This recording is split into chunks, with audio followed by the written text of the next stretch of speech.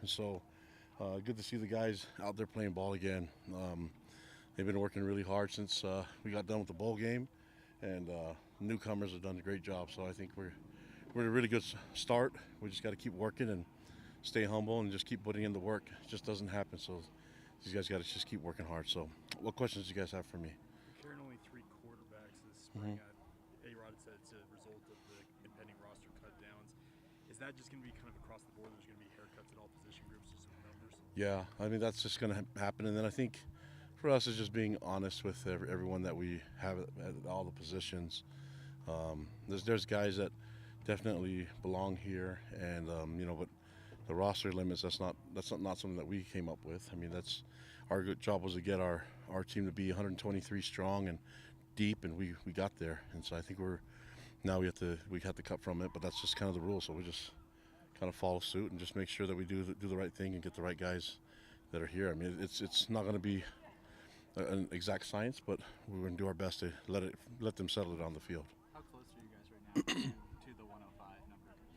Yeah, we're not anywhere close to. We don't need to be yet, so we'll get there when we get there. Any idea how many you had today? What the number is right now today? Yeah, way over 105.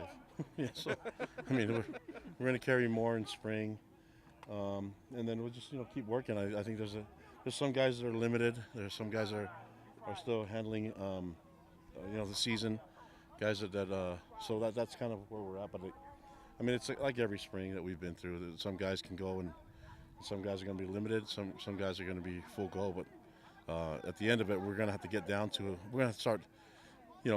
We have a transfer report at the end in April, so it gives them a chance if guys need to move on and play. And I hate thinking like that because they're all our guys. So, but maybe we're not going to be at 105 even by the time we get to fall camp. So I think the rule is you have to be there by first game. So we'll see how close we get from here to then.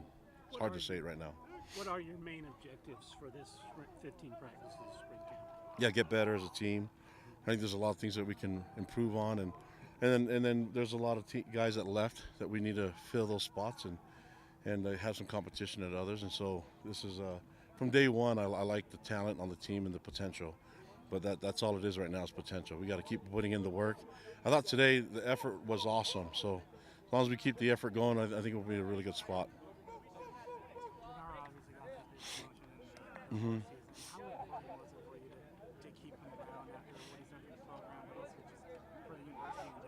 Yeah, I mean he's a BYU guy, so I think the main thing is give him the credit for what he's been doing already, with our pass game defense, and so it's put him in a role where we know that he's been doing a lot of the bracket coverages and all the variety of coverages that we do, and he's a big part of working with Jay and with the defensive staff and formulating ideas and strategies and schemes, and so. Just really happy that he's here with us. He's a great development of character and potential on the field, and I feel really good about what he's done with the cornerback room and what he's done with overall coverage on our defense. How far along is Carson Ryan to his knowledge of the offense at the moment, and how's he look today? Oh, he's good. He's a veteran, so Carson's right where we expected him to be. I mean, he's got tons of experience, and so. Yeah, he's right where we thought he would be, and that's, I think he's going to be a big time contributor for us. How physical do you expect this camp? How much hitting are you guys going to do? That sort of. I mean, when we put the pads on, it's going to get physical because I don't know. There's some things that you just can't get better at other than just tackling and hitting. So we're going to have a lot of that this spring camp. All right, thanks guys, appreciate it.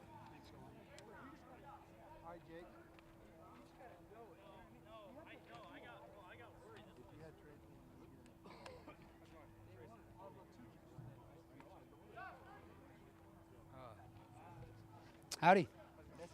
Oh, so much. You have no idea. Questions for Jake? Biggest difference between day one spring this year compared to last? Oh, man, I feel like we're miles ahead. The strength staff got after us this offseason, but at the same time, we kept that standard up. We didn't have to start from scratch. Last year, I felt like we were starting from scratch. We were building the program up, right? This year, we have such a solid foundation built by the seniors from last year, built by the core guys coming back. So many veterans coming back on both sides of the ball. We're moving faster. I mean, we got done early today, according to the clock, which never happens in a football practice ever. So that's pretty impressive. You had a pretty cool Super Bowl week. Tell us about that. How did that come about? Yeah, it's super cool. So I got to speak at the Stand Up to All Hate. It was a unity summit through the Robert Kraft Foundation.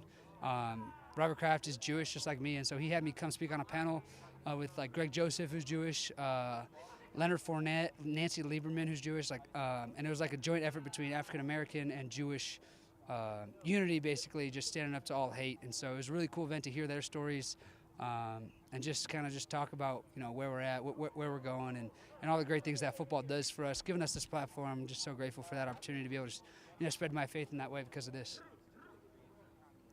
The quarterback room's a little bit smaller this year than it was this time last. Slightly. Yeah, right, exactly. There's obviously plenty of reasons for that and whatnot, but what's the brotherhood like between you and Trayson and McKay as you guys have now kind of been through over a year together? Yeah, I mean, just because there's three of us, it's already the closest room that I've been a part of. I love both those guys to death. They're awesome. One of my favorite parts of spring was going to be watching those two battle it out. They're two really good football players, two really smart guys. Both process a little differently, so it's super fun to work with those guys and kind of help them move along, help them skip the learning steps that I had to go through in this offense, and help them, progress faster than I did, and so they can be great quarterbacks in this offense. But those guys are awesome. I can't say enough about those guys. McKay got moved to the number 3, and so he pulled the ball today in practice. We called him McKay Bohannon running through there. So we miss Gary. I'm definitely going to give Gary a call, but yeah, I love this room. Last year was a big 1-2 punch with Chase Roberts and Darius last year. Who did you see today that can maybe fill that Darius last year? Yeah, I mean, a lot of guys today. Chase obviously not participating today because of the shoulder, but Keelan Marion is a stud. You've seen him play. Parker Kingston, I think today in team, he had 4 plays in a row where he got the ball and got 8 yards a pop, and we were joking that he had 120 yards in team today. So he balled out. JoJo Phillips, that deep ball threat, that guy's a stud. But Keelan, he's never covered. I mean, we had a conversation today on the field about a rep where he looked covered, and one of our DBs played great technique and was inside of him and everything, and we threw the ball and he made the catch. And just because he's never covered. So watching those three have this opportunity to grow now, they're going to get a lot of reps with the ones, a lot of great plays, and I'm excited to watch those guys step into their own, because I know Keelan's a really good player. Obviously, he's an All-American returner, and we're going to put that on the football field in the receiver position. What were your goals this offseason and getting better in training and that sort of thing?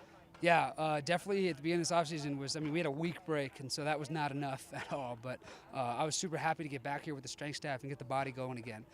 Definitely want to, compared to last season, I want to be a little heavier, take a little more hits, be faster, be stronger, be able to push the pile at the end in those quarterback sneaks or whatever it is at the end of the run, be able to run through guys. So making sure the body is in the best shape it can be, as healthy as I can be, and then also getting with those receivers. Like I said, those 3 guys especially are the healthy guys, and it's going to be super fun to watch a couple of the other young guys step up, like Tay Nakua. He's a Nakua, and he shows flashes of a Nakua often in practice, and then Cody Hagan coming back, and so watching the young guys get better, being able to build chemistry with those guys. I mean, I had a lot of conversations with Tay off the field today just about the routes and how we're feeling it, and so it was super fun to do that with Tay and get all these guys to just everybody get better together. A high tide raises all ships. Jake, you were a little, rumors, you were a little bit dinged up after the Utah game last season and throughout the end of the season. Yeah. Can you speak to that, and then any rehab or any procedures you had done in the offseason to get healthy so you can be ready? Yeah, so I tied Keanu down and beat him up, Tanavasa. So happy he's a Coug, man, incredible guy. But yeah, that Ute game was. Yeah, he did in the game. It was 3rd play of the game or something like that. We run our little speed option, and I pitch it to LJ, and he hits me, and I was like, okay, I get hit every once in a while. But then he turns around and throws me to the ground. I'm looking at the ref are you kidding me right now? That's legal? I mean, but he did get a 15-yarder in that game. So we're going to work on that, not getting 15-yarders and still murdering quarterbacks when the season comes. But I love it. I love Keanu. He's just a stud. That Utah game was obviously a lot of fun. It was obviously very hard fought. I definitely probably came out of that game feeling the worse than I did any other game all season. But just with our staff here, just they're getting me right in every way. The good thing is it was nothing structural, so I was able to get back to it. It was just bumps and bruises times a million. So, but I feel healthy now, and I'm ready to go now. McKay Hillstead, Trace, and Bourget, the guys that are a part of your crew, right, in that Yeah. quarterback room. Could you speak to their individual skill set, what you like about each one of them individually? Man, those guys surprise me every day about the steps they're making this offense, and I love to be able to help them out, like I was saying. But, Trayson they definitely have different styles. I mean, McKay, we joke, the short style guy, but he can move, he can run really well. He sees it really well. I mean, everybody talks about like the downside of maybe being smaller is not seeing it. McKay sees it really well. Like, don't get that mistaken at all. I think that's something that that's one of the hardest things to tell in a quarterback when recruiting or anything like that is, does he have it? Can he see it? And he can see it. And so it's fun to watch him play. Those guys are always asking questions. McKay is the funniest guy. He's Mr. Overcomplicated to simplify it. That's the way he processes. It's super fun to deal with him. Trayson, obviously been here a little bit longer, a little bit, has asked most of the questions, but he's still the same way. I mean, both of them progressing through it, and it's going to be really fun to watch those guys compete. Feedback that you got from John Beck, one of your quarterback coaches, Yeah. et cetera, along with the guys that you have here with A-Rod, et cetera, Matt Mitchell. What feedback did you get from John this offseason that you're trying to work on in spring? Yeah, I mean, just the more of the consistency in the throwing motion, more of the consistency, making sure my disassociation hips to shoulders, making sure that, I'm staying inside of things, not falling away at things, making sure that, in moments where it's a lot of pressure and stuff like that, like don't let your mechanics fall away. Make sure you're still doing the same things, and that starts with practice reps, that starts with off-season reps. And so, I mean, today there's a couple throws where I had so much energy today that I was ripping balls and they were a little high on me, and I was like, okay, let's play football now, let's chill out and rip it, and so I did. But yeah, John is an incredible just resource for me, and so I'd be able to just talk to him about certain routes and certain stuff, and we put in little nuances to different concepts every year, and he's a good guy to be able to talk to about that stuff and be able to just bounce ideas off of him, and he's got a lot of great experience, and he's just helped me progress so far in my journey. Thanks. Yeah, thanks, guys.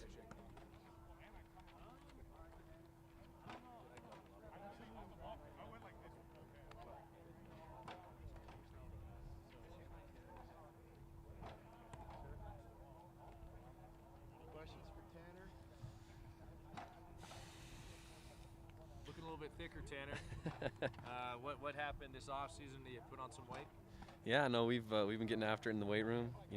Quick turnaround from a late bowl game, right? But our strength staff, they've done a great job getting us ready for spring ball and starting this offseason the right way. We've been hitting it hard in there in the weight room and getting bigger, faster, stronger. So yeah, we're feeling good. How was this offseason coming off of a very successful year individually and even collectively as a defensive unit? How has this offseason been different for you specifically? Different for me. I mean, I would just say kind of all of us are trying to have a similar mindset in that, when you compare it with last offseason, right, we had a lot of ground we had to make up, coming off, a 5-7 season, right? We had everything to prove. And, we're really trying to focus on not being complacent, right? 11-2, fantastic season, but still we all kind of have a bad taste in our mouth. Like we could have achieved more. Obviously defensively, we're proud of the accomplishments that we had and, being number one in takeaways. But, our goal is to exceed that somehow. So we're focusing on for me, I'm focusing on ways that I can elevate my play even more, right, across all different things, whether it's football IQ, whether it's fluidity and movement out there on the field, tackling, all those things, they add up to make us a better team. What would you attribute the success in taking the ball away through the air last year to specifically? I feel like we just emphasized it a lot, throughout all of practice, all of our preparation, right? Like we got to get the ball, right? We got to find ways to get our hands on the ball. Obviously, we worked hard to put a lot of pressure on quarterbacks, a lot of simulated pressure too. Sometimes it was only 4-man rush, but it felt like it was more, and putting them in positions to make questionable throws. And then, we do a lot of like turnover-related drills, right, where we're practicing recovering fumbles, catching tip balls, that kind of stuff. And, those little things, they add up, so we have those reps, and in the game we just kind of capitalize. Sounds like you've taken on a leadership role, maybe even been voted as one of the team captains this year. What does that mean to you to get that validation maybe from your teammates? Obviously you're getting PT, the coaches are saying it, but the teammates kind of vote on the captaincy.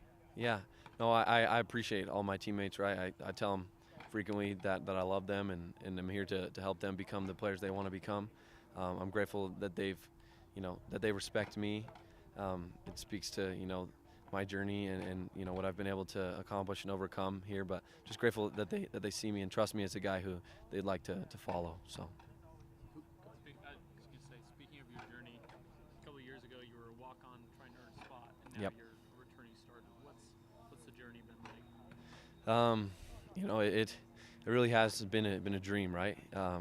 Something that I've hoped and longed for my whole life, and been able to finally get to that point. And now I'm just kind of thinking like, what's the next goal, right? What can I work to become, and what can I accomplish on top of that now? But definitely very grateful for all of the people who have helped me get to this point, all the people who believed in me. Just a lot of gratitude for the journey. Jacob Robinson is going to be a huge hole that you left on this team. Who did you see today that might be able to fill that number 1 corner spot?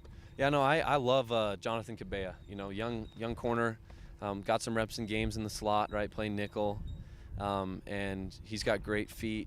He's extremely athletic. He's a guy who I think is going to make an impact for us this year, someone who I can think can kind of step up and fill those shoes and be a great player. I see a lot of great potential in him, so I'm really excited to see what Jonathan will do. What number of spring camp is this for you, and was it any different than the opening of other camps? Yeah, this is my 5th spring, so 5 springs ago I was a walk-on wide receiver, right, trying to learn the playbook, kind of shaking off the mission legs, doing all that, and very different experience, right, as a first day of spring ball. Today, kind of leading and guiding the young guys and going out there and having a lot of fun, enjoying the reps, and just hoping to get better. So, yeah. Anyone that stood out to you from your teammates this offseason in the strength and conditioning room, the human performance standpoint that we can look out for in spring? Absolutely, yeah. I think there's a lot of guys who have made a lot of strides already in kind of transforming their bodies. We've picked up some really good transfers too. I've been really impressed defensively, at least, with both Keanu Tanavasa and with Anisi Purcell. Those are 2 guys who I'm really excited to see them. I think Tausili Akana has a lot of good potential as well to be a great player for us. I've seen Maury Bamba again. Work really hard this offseason. I think he's bound to have another great season with us. And then obviously at the linebacker position, you watch Jack Kelly in the weight room and you're like, what can this kid not do? He's pretty crazy. But yeah, looking forward to seeing those guys this year. With you going from a walk-on to a starter, and do you just worry with the 105 roster right now that there'll be fewer Tanner Walls in the future? And have you thought at all about the rule, and would you like to see it change maybe in the future? That's kind of the reality of the way it is now, right? The landscape's kind of changing. I've definitely thought about that. If I was in that boat, 5 years ago, would my story have been different? I don't know. But I think we're going to have to be able to evaluate talent in recruiting in an even more precise way, because you don't get as many gambles anymore, right? Where you're like, okay, this is a guy we think maybe might pan out, where it's more like you got to be more sure of these guys that you're bringing in. So I think, and I know that internally we're doing a lot of work to, really work on how precise we can be in evaluating talent and who we're bringing in to play here. All right, thanks, Tanner. Thanks, guys.